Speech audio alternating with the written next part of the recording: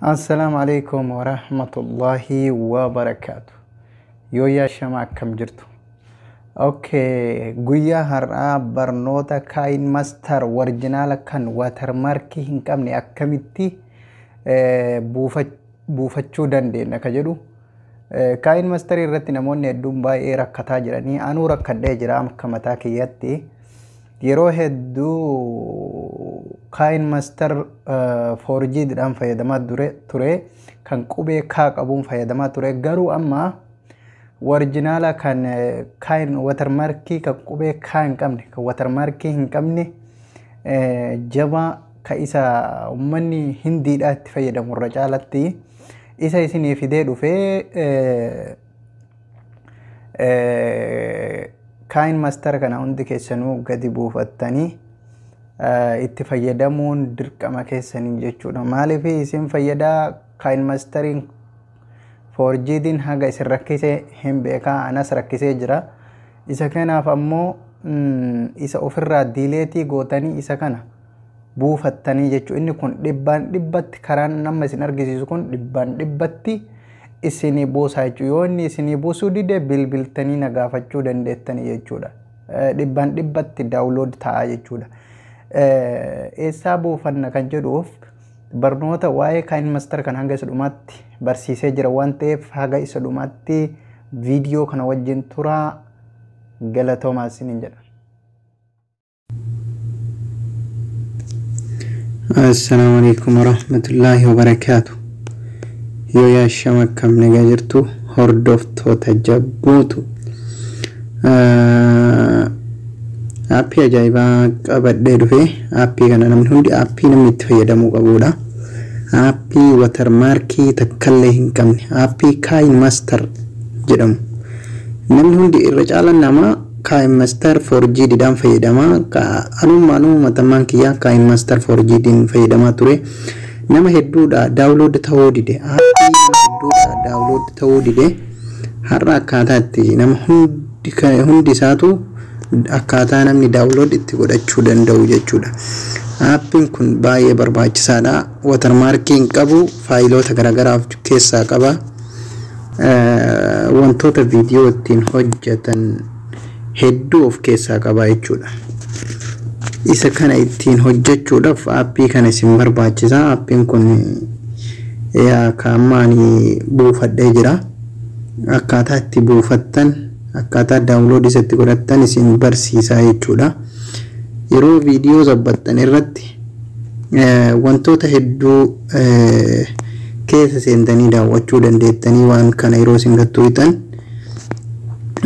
akkasuma fiksi waan jedhu jira isa jalatti kanneen hunda isaatu gadi buufattanii adadumaan kana jalas gaddeemtanii kanneenis gadi buufattanii kunniin ka viidiyoo tottolchuu keessaa isa tokkodha jechuudha. Kunis akkasuma injira isin agarsiisa gara boodatitti akkasuma kana keessallee hunda isaa gadi buufattanii hedduu viidiyoo isinii babbareechaa jechuudha. Barnoonni kain masterii kun waan guyyaa takka lamatti yookaan sadiitti barachuu dandeettu miti.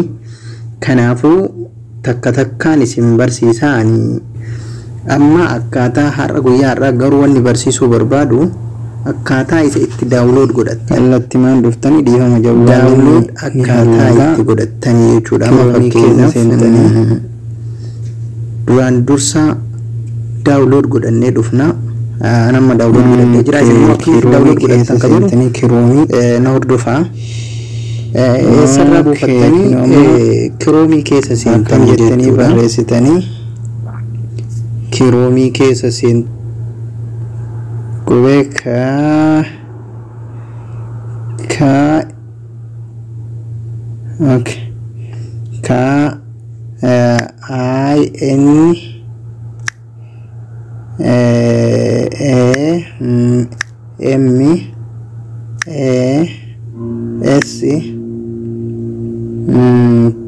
walumaa galatti kain master pro mode Android 5 kadhu kana ni argitan jedhee yaada. Isa kana jettanii itti barreessitanii jechuudha. kinoo kallatti maal isinii dhufa jalqabuma irratti isinii dhufa jawwaalli gariin gara jalaatitti illee gasiqillee isinii fiduu danda'a. Kind Master Pro va 511 mode parkino watermark full ka jedhu kan isa kana gattuutanii kallatti maal isin fidaa sirritti na hordofa hanga isa dhumatti. Kind Master qubee kaa hin qabne ofirraa ka watermark takka hin qabne jechuudha. Haala kana yeroo isinii fidee ol harkiftanii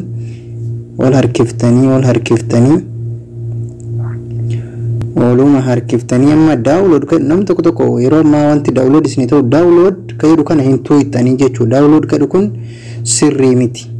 Gaduma harkiftanii gara dhumaatitti gadi deemtanii kuno go to download page ka jedhu kana ni agartan jedhee yaada. Isa kana go to download page ka jedhu kana gadi tuuttanii isa yeroo gadi tuuttan yoo watermark akkana isinitti dhufe exitanan irraa deebitanii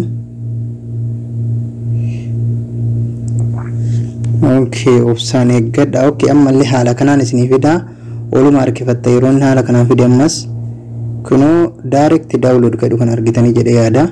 Direct download kadhu kana yeroo gadi tuuttan kallattimaan gara download isin geessaa jechuudha. Download isa anamma isiniin jaa kana kuno haala kanaan dhufa. Amma maal gootanii Kind Master Pro mode ka jedhu kunoo ni jira. Kan download ka jedhu gadi kana miti kan jidduu san kan qalama buleen barreeffame kana isa kana gadi tuqattanii jechuudha. Yeroo isin isa kana gadi tuqattan amma kiyya waan download ta'eef akka hin buunetti fiduu danda'a. Amma kiyya download ta'ee jira waan ta'eef isin immoo download way ka jedhu kana gadi tuqattan jechuudha. Isin kana yeroo tuqattan kunoo haala kanaan isinii fidaa.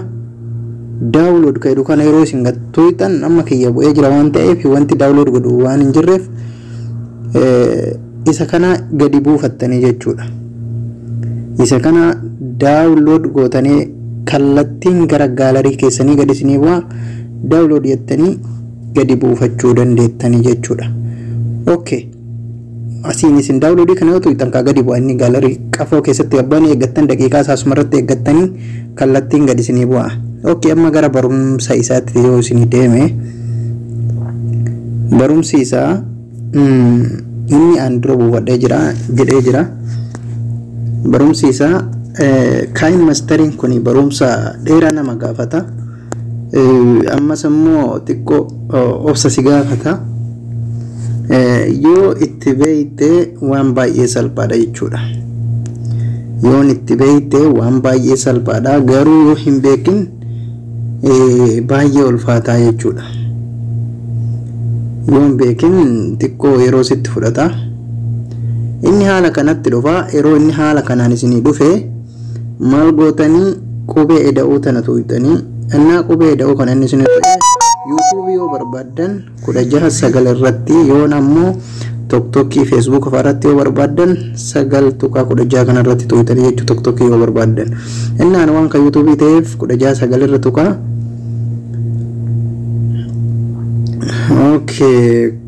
16 irra tuqa. Obsa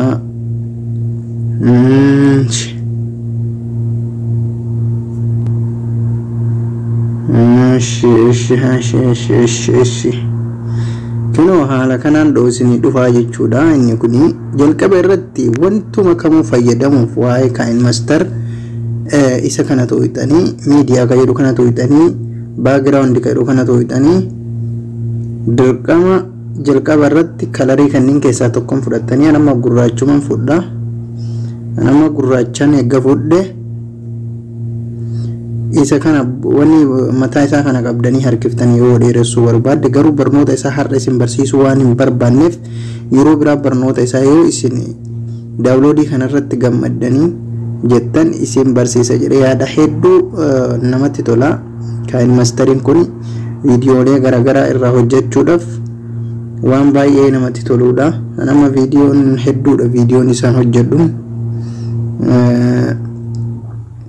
hedduudha haala barbaadaniin gadi buufachuu dandeettanii.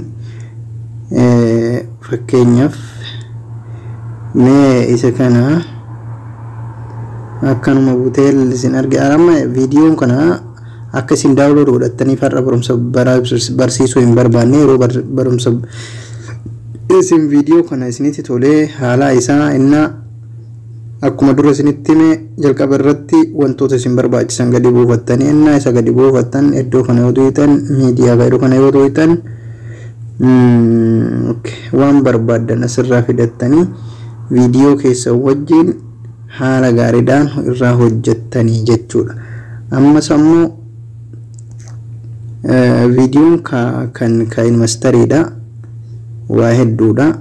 Waan takka lamatti akkanumatti isin barsiisuu danda'u miti. Sadarkaadhaan isin daawunloodii kanarratti itti gammaddanii hojjettan amma fakkeenyaaf wantoota reefa achi keessaa gadi buufadhaa isiniin jedhan waan kana haala barbaadan godhuu dandeettanii waa hedduudha jechuudha. Inni mataa ofiitiif waan hedduu of keessaa qaba waan ta'eef haala isin barbaadaniin irraa hojjetatuu dandeettanii jechuudha. Okay. Inni kun maal isinitti fakkaatee viidiyoo tana mee daawunlood godhadhaati koomentii jalatti barumsa kana akka isin barsiisuu hin barbaadan moo hin barbaadan waan jedhu irratti yoo isin ka deebiinaa deebistan ta'e tokkoon akkaataa viidiyoo edit itti godhan akkamitti akka miidiyaatitti haasa'uu barbaadan akkamitti piraankii yeroo namarratti hojjannaa viidiyoo akkamitti hojjetuu danda'ama akka waa hedduudhaan yeroo isin heeyyamtan barumsa babbareedaa KineMaster irraa isin barsiisa waan ta'eef ammaa fi galatoomaa isiniin jedha. Viidiyoo kana like, share, subscribe godhaa nu faana nu hordofaa isiniin jenna. Galatooma. Viidiyoo har'aa asuma irratti dhaabaa. Download KineMaster'dha. Buufadhaa. Okay, barnoota waa'ee KineMaster kana guututti barumsa isaa yoo barbaadan gara boodaatti isin barsiisa. Barnoonni har'aa kun waa'ee download KineMaster'ti malee waa'ee barumsaati miti jechuudha. Yoo isin KineMaster'ii kana itti gammaddanii jettan ta'e ani immoo barumsa isaa akkamitti itti viidiyoo edit ittiin godhan akkamitti viidiyoo babbareechanii akka kaameraatitti tottolchanii akkasuma akkamitti istiidiyoo keessa teettee haasa'uu akka dandeettu akkasuma immoo bakka babbareeda teettee fakkeenyaaf iddooma qoshaashatitti waraabdee iddoo bareeda kaa'uu akkamitti akka itti dandeettu wantoota hedduu qaba jechuudha. Barumsi KineMaster'ii kun waan guyyaa takka lamatti baratanii xumuramuu miti. Inna ani immoo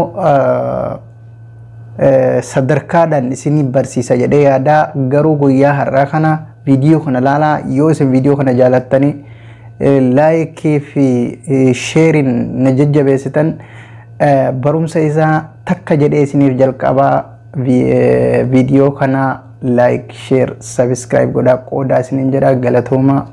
Guyyaa gaarii.